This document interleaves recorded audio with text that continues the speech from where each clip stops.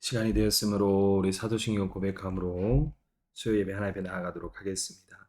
나는 전능하신 아버지 하나님 천지의 창조주를 믿습니다. 나는 계율하신 아들 우리 주 예수 그리스도를 믿습니다. 그는 성령으로 잉태되어 동정녀 마리아에게서 나시고 본디오 빌라도에게 고난을 받아 십자가에 못 박혀 죽으시고 장사된 지 사흘 만에 죽은 자 가운데서 다시 살아나셨으며 하늘에 오르시어 전능하신 아버지 하나님 우편에 앉아 계시다가 거기로부터 살아있는 자와 죽은 자를 심판하러 오십니다. 나는 성령을 믿으며 거룩한 공교회와 성도의 교제와 죄를 용서받는 것과 몸의 부활과 영생을 믿습니다. 아멘. 우리 찬송가 301장 지금까지 지내온 거 찬송하도록 하겠습니다. 지금까지 지내온 것 주의 크신 은혜라 한이 없는 주의 사랑 어찌 이루 말하랴 자나깨나 주의 손이 항상 살펴주시고 모든 일을 주 안에서 형통하게 하시네 몸도 맘도 연약하나 세임마다 살았네 무브듯이 부시는 주의 은혜 속하다 사랑 없는 거리에 나 험한 산길 헤맬 때 주의 손을 굳게 잡고 찬송하며 가리라 주님 다시 배울 날이 날로 다가와 무거운 짐 주께 맡겨 벗을 날도 멀잖네 나를 위해 예비하신 고향 집에 돌아가 아버지의 품 안에서 영원토록 살리라. 아멘. 함께 은혜 나누실 말씀은 고린도서 1장 3절에서 11절까지 말씀 보도록 하겠습니다. 고린도서 1장 3절에서 11절까지 말씀 제가 봉독하겠습니다. 찬송하리로다 그는 우리 주 예수 그리스도의 하나님이시요 자비의 아버지이시요 모든 위로의 하나님이시며 우리의 모든 환난 중에서 우리를 위로하사 우리로 하여금 하나님께 받은 위로로서 모든 환난 중에 있는 자들을 능히 위로하게 하시는 이시로다. 그리스도의 고난이 우리에게 넘친 것 같이 우리가 받는 위로도 그리스도로 말미암아 넘치는도다.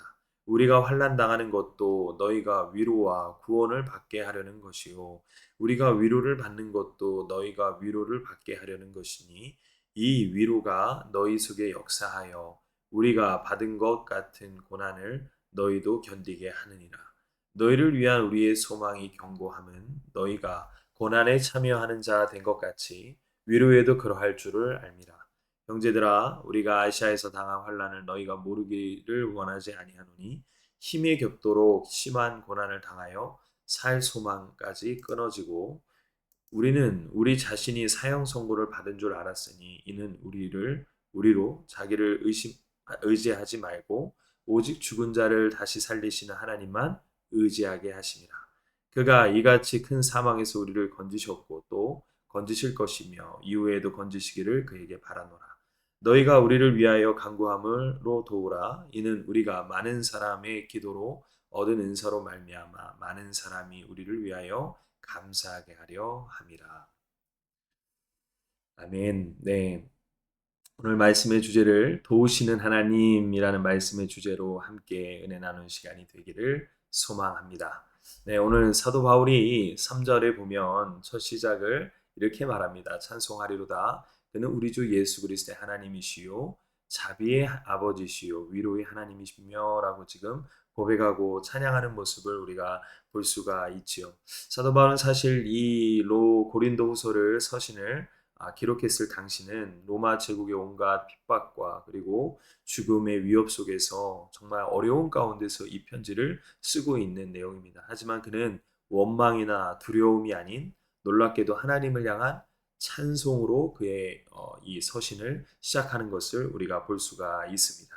그렇습니다. 우리는 환란이 없이 하나님이 우리를 위로하시고 하나님의 자비가 우리 안에 덧입히기를 우리 원하지만 사실 그거는 불가능에 가깝습니다. 그렇게 하기에는 하나님의 자비와 위로를 우리는 깨닫지 못하기 때문이에요. 하나님은 위로의 하나님이시고 자비의 아버지시다는 이 하나님의 말씀을 깨닫기 위해서는 반드시 우리 인생 가운데 고난과 환란이 있어야만 된다라는 거예요. 하지만 그 고난과 환란 가운데서 거기로 끝나는 것이 아니라 믿는 자에게는 하나님이 자비와 하나님의 위로가 하나님을 통해서 우리에게 덧입혀진다라는 사실이죠.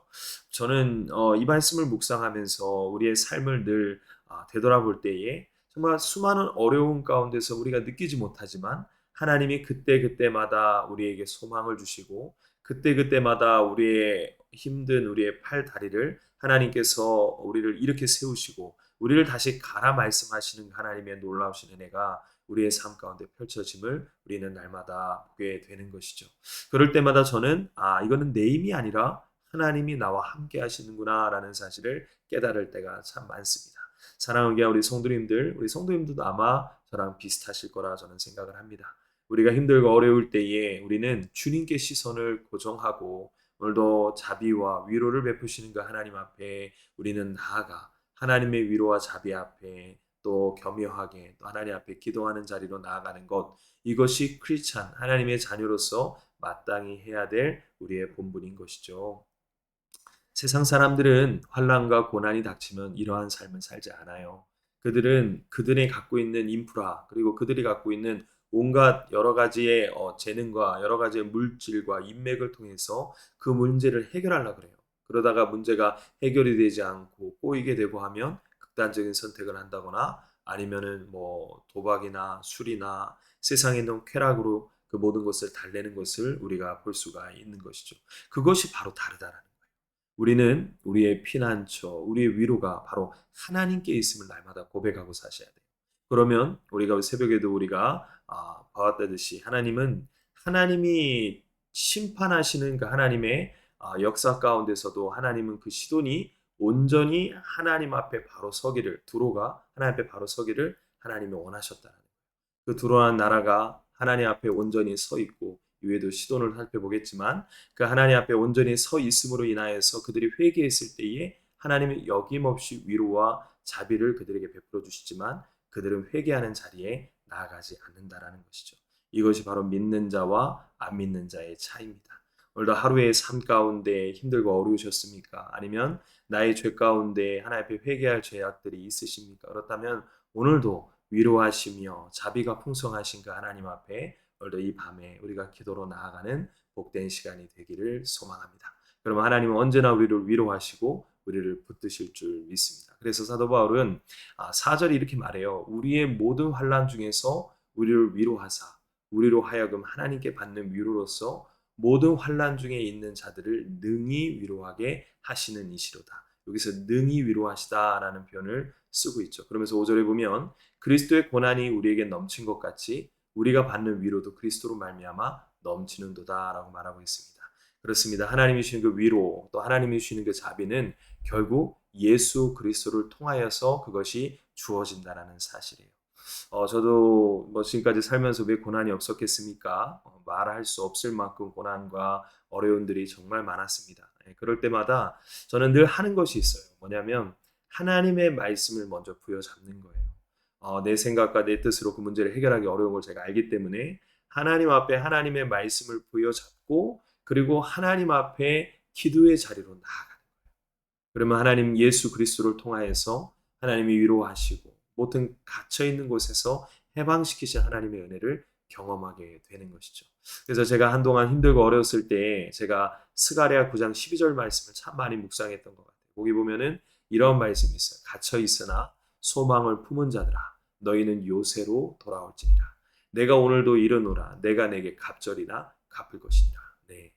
스가랴 선지자를 통해서 이스라엘 백성들을 위로하시면서 하시는 말씀인데 갇혀 있는 가운데 있지만 소망을 품는 자들이라는 거예요. 요새는 누굴 뜻합니까? 예수 그리스도 하나님을 뜻하죠. 하나님 우리의 요새와 구원과 우리의 반석이 되어 주시죠.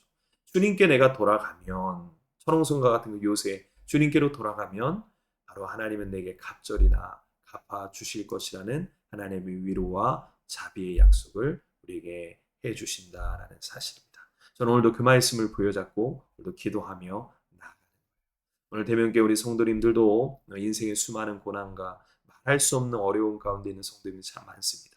오늘도 이 밤에 하나님의 말씀을 다시 한번 부여잡고 오늘도 주님이 주시는 위로와 평강의 자리 가운데 기도로 나아가 하나님이 주시는 위로를 경험하는 자리가 되어지기를 소망합니다. 하나님의 은혜는 지식으로 깨닫는 것이 아니에요.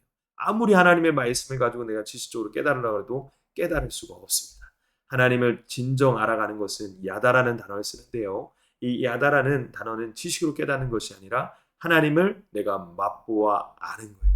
하나님을 전인격적으로 나의 삶 가운데 하나님 나를 어떻게 도우시고 어떻게 나를 치료하시고 어떻게 나를 붙드시며 어떻게 나에게 자비를 베풀어 주시는지를 나의 삶 가운데 그 하나님을 내가 경험하며 살아가는 거예요.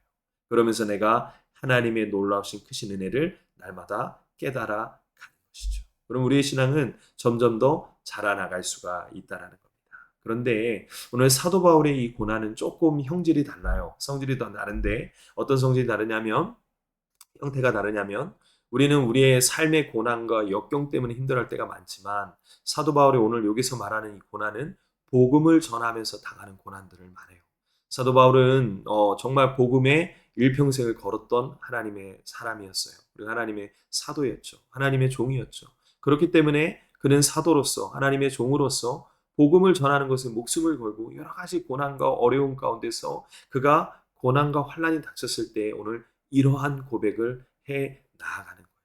어떻게 보면 우리가 우리의 삶 가운데 나의 생활고로 있는 그러한 겪는 어려움뿐만이 아니라 그리고 나의 자녀와 나의 생활 때문에 겪는 그 어려움들이 아니라 정말 내가 복음을 전하다가 당하는 어려움 그리고 내가 복음을 전하면서 내 안에 힘들어하는 나의 버거운 것들 그런 걸로 인하여서 주님이 주시는 위로와 평강이 우리에게 있어야 될 줄 믿으시기 바랍니다.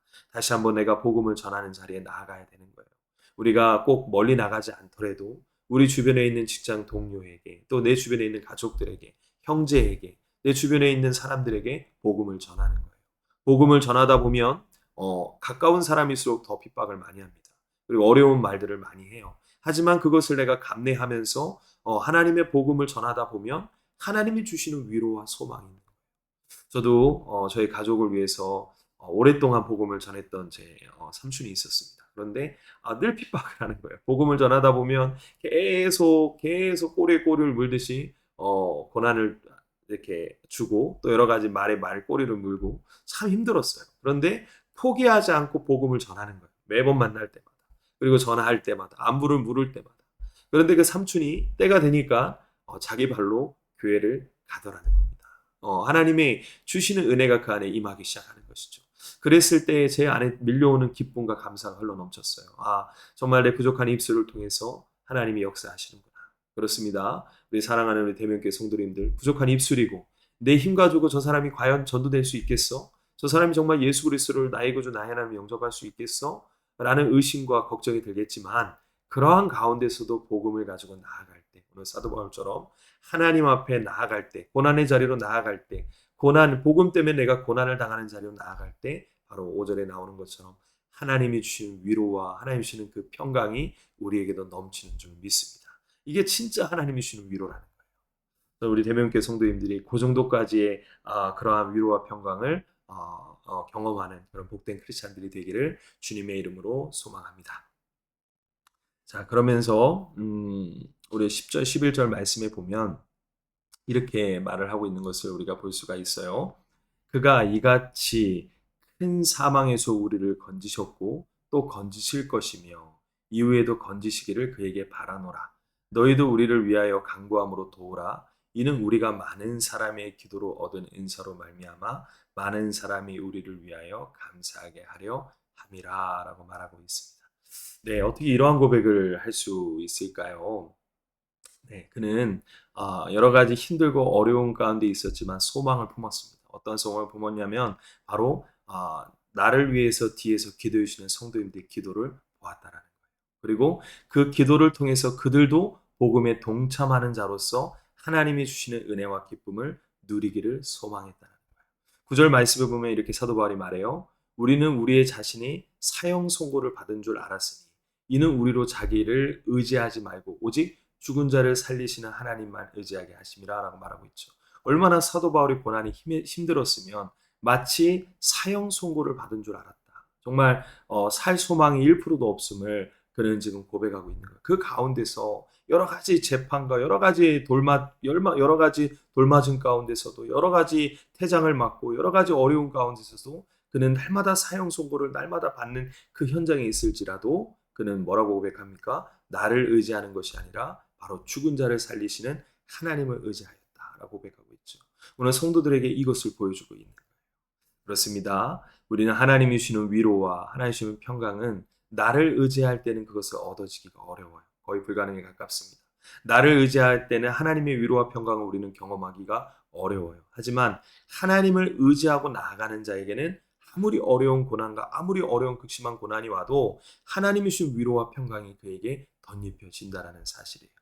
제가 예전에 교회에서 사역을 하는데 새벽마다 제가 이렇게 무릎 꿇고 기도하지 않습니까? 그러면 이제 또 사역을 마치고 와서 또 이제 성전에서 기도할 때가 있는데 어떤 권사님이 새벽부터 그냥 점심 때도 와서 기도하고 저녁 때도 와서 기도하는 한 권사님이 계셨어요. 저는 우리 교구가 아니어가지고 제가 잘 몰랐는데 알고 봤더니 그 권사님은 암 말기 선고를 받았던 한 권사님이셨어요. 뭐 직장도 없고 뭐 이제 나이도 드셨고 이제는 목숨에 이제는 위기 가운데서 아무것도 병원에서도 소망이 없다 그러고 이제 뭐 할 수 있는 것은 주님 앞에 기도로 매달리는 것밖에 없는 거예요. 그래서 이 권사님은 새벽부터 점심 뭐 저녁 할 거 없이 늘 성전에서 하나님 앞에 무릎 꿇고 기도하는 모습을 제가 많이 봤습니다. 그런데 어느 날 새벽에 담임 목사님이 설교를 하시는데 그분 간증을 하시는데 이분이 하나님이 주신 은혜 가운데 모든 암이 다 소멸되고 다 모든 것이 치료되는 그 기적을 그분이 경험한 거예요. 그때 그분은 뭐라고 고백했느냐? 하나님이 나를 고쳐주셨다. 하나님만 의지했더니 정말 하나님이 나를 붙드시더라. 라는 고백을 그 권사님의 입술 가운데 사는 것을 제가 작년에 보게 되었습니다. 그렇습니다. 하나님은요, 지금도 여전히 역사하시고 여전히 우리를 붙드시는 분이세요. 내가 정말 힘들고 어려울 때 히스기야 왕처럼 내가 정말 죽음의 위기 앞에 또 사저굴에 들어가는 다니엘처럼 아니면 내가 여러 가지 힘들고 어려운 도망자의 상황 가운데 다윗처럼 그러한 어려운 가운데 있을 때에 우리는 그분들과 같이 하나님 앞에 먼저 주님을 전폭적으로 의지하고 기도로 나아가는 거예요. 오늘 11절에도 사도 바울이 말하죠. 우리가 많은 사람의 기도로 얻은 은사로 말미암아 많은 사람이 우리를 위하여 감사하게 합니다. 바로 이 고백이죠. 하나님의 기적과 하나님의 은혜는 기도를 통해서 얻어진다는 거예요. 그냥 얻어지지 않아요. 가만히 있는다고 하나님이 역사하지 않습니다. 내가 뭐 하나님 알아서 하시겠지. 그런다고 하나님의 보좌는 하나님의 역사는 반드시 기도를 통해 역사하신다는 거예요. 우리가 야곱 잘 아시죠? 우리 야곱도 에서를 만나면 죽음의 위기 가운데서 이제 더 이상 물러날 길도 없고 어디 도망갈 길도 없고 그러한 가운데서 또 그는 형을 속이려고도 할 수 있었겠죠. 하지만 그는 깨달았어요. 그게 임시 방편이라는 것을. 그거 가지고는 절대 이 위기를 모면하기 어렵다라는 것을 야곱은 알고 있었어요. 그랬더니 어떻게 합니까? 야곱은 다 가족 칫솔들을 먼저 보내고 종들을 먼저 보내고 야복 나루, 야복 강가에서 하나님 앞에 무릎을 꿇고 기도로 씨름하지요. 그때에 그의 이름이 이스라엘로 바뀌었고 하나님이 그를 축복하시며 또한 에서의 모든 관계도 하나님 은혜 가운데 다 풀어지는 사건들이 벌어지게 되면 우리는 보게 되는 것입니다. 내 인생에 지금 절체절명의 위기 가운데 있습니까? 우리 성도님들 정말 말할 수 없는 중병 가운데 지금 고심하시고 고난 가운데서 힘들어하는 게 우리 성도님들 계십니까? 여러 가지 자녀의 문제 때문에 속 마음이 아파서 어떻게 하질 못하고 쟤만 보면 정말 우라통이 터지고 힘들고 어려울 때가 있는 게 우리 성도님들이 계십니까? 오늘 그러한 성도님이 계시다면 원망하고 불평하고 내가 하소연하고 한숨 쉬기보다는 오늘 이 사도 바울과 같이 오늘도 그 야곱과 같이 다윗과 같이 다니엘과 같이 오늘도 하나님 앞에 무릎 꿇고 기도하는 기도의 자리로 나아가는, 그래서 하나님의 보좌가 움직여지고 하나님의 손이 하나님의 놀라우신 은혜의 역사가 덧입혀지는 그런 놀라운 역사가 저와 우리 성도님들 삶 가운데 흘러넘치기를 소망합니다. 저는요, 기도는 하나님의 마음을 움직인다 생각합니다. 오죽했으면 예수님께서 뭐라고 말씀하셨습니까? 십자가를 지기 이전에 제자들이 꾸벅꾸벅 졸고 있는 거예요. 세 번이나 와서 얘기하죠. 한시도 깨어 있을 수 없더냐. 예수님께서는 세 번이나 그 산에 올라가셔서 감난산에 올라가셔서 하나님 앞에 기도하셨는데 이 제자들은 계속 꾸벅꾸벅 졸고, 그러면서 예수님께서 뭐라고 말씀하십니까? 시험에 들지 않게 깨어 기도하라 라고 말하죠. 이 말은 공식과 같은 거예요. 기도하지 않으면 시험에 든다라는 말이에요. 우리는 기도는 해도 되고 해도 하지 않아도 될 문제가 아니에요. 기도하지 않으면 반드시 시험에 들어요. 기도하지 않으면 우리는 하나님의 역사를 볼 수가 없어요. 기도하지 않으면 하나님의 놀라우신 그 깊으신 은혜를 경험하기가 어려워요. 불가능에 가까워요. 그렇기 때문에 데살로니가 전서에도 나와 있듯이 항상 기뻐하라, 쉬지 말고 기도하라, 범사에 감사하라. 이는 그리스도 예수 안에서 너희를 향하신 하나님의 뜻이니라 라고 말하고 있죠. 우리가 기뻐하는 것도 중요하지만 감사하는 것도 중요하지만 더 중요한 것은 하나님 앞에 기도하는 것. 오늘도 이 기도의 역사가 우리 성도님들의 가정과 또 성도님들의 온 육체의 건강과 그리고 성도님들의 모든 그 근심과 어려운 가운데서 하나님의 위로와 하나님의 놀라우신 자비의 하나님의 역사가 충만한 그러한 놀라운 역사가 일어나기를 주님의 이름으로 소망합니다. 이 말씀 부여잡고 함께 기도하며 나아가도록 하겠습니다. 전능하신 하나님 아버지 감사합니다.